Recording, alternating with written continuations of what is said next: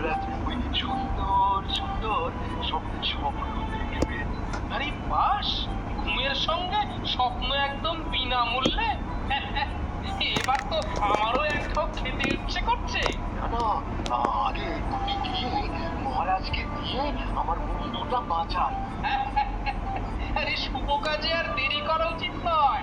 শান্তি শান্তি, ঘুমে শান্তি।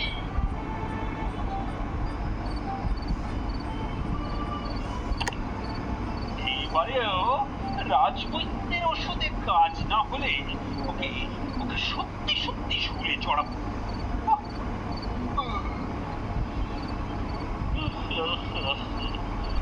হ্যাঁ, এই তো কেমন যেন একটু ঘুম পাচ্ছে। মনে হচ্ছে কাজ হচ্ছে।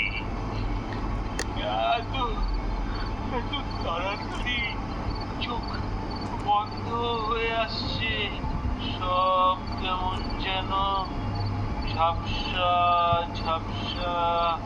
ও কি ঘুম, কি ঘুম পাচ্ছে।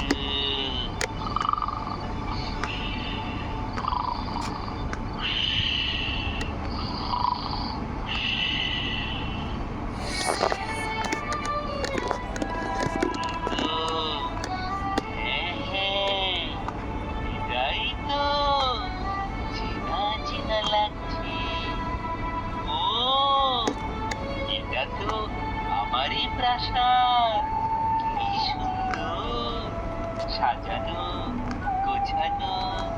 ও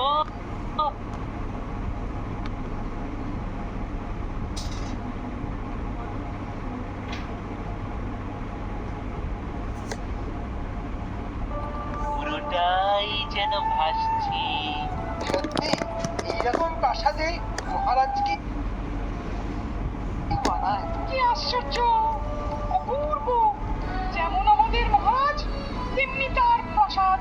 মেঘগুলো কেমন তুলোর মতো উড়ে উড়ে যাচ্ছে, আমিও কেমন উড়ে যাচ্ছি।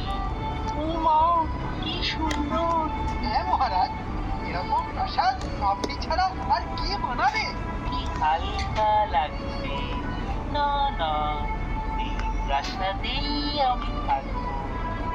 এই প্রাসাদ ছেড়ে আমি কোথাও যাব না, কোথাও না, কোথাও।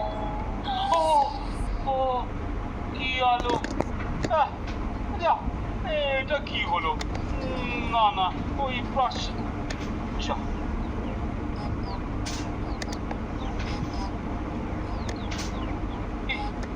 প্রাসাদটা কোথায় চলে গেল? আজও যেন মহারাজকে কেমন মন মরা লাগছে। কেমন যেন শুকনো শুকনো মনে হচ্ছে। কাল রাতেও মহারাজের ঘুম টুম হয়নি। আমি জানতাম ওই বৈদ্যকে দিয়ে কিচ্ছু হবে না। এবার বেটা গেল।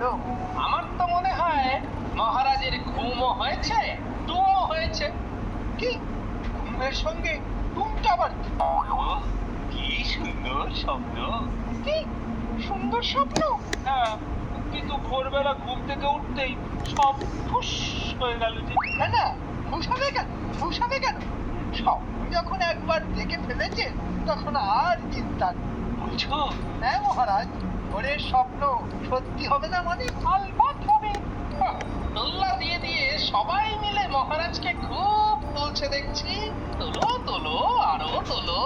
তাহলে মন্ত্রী আর সময় নষ্ট না করে লেগে পড়ো দেখি। হ্যাঁ হ্যাঁ, কিন্তু স্বপ্নটাই তো জানতে পারলাম না মহারাজ। কেন? ওই তো, ওই প্রাসাদ।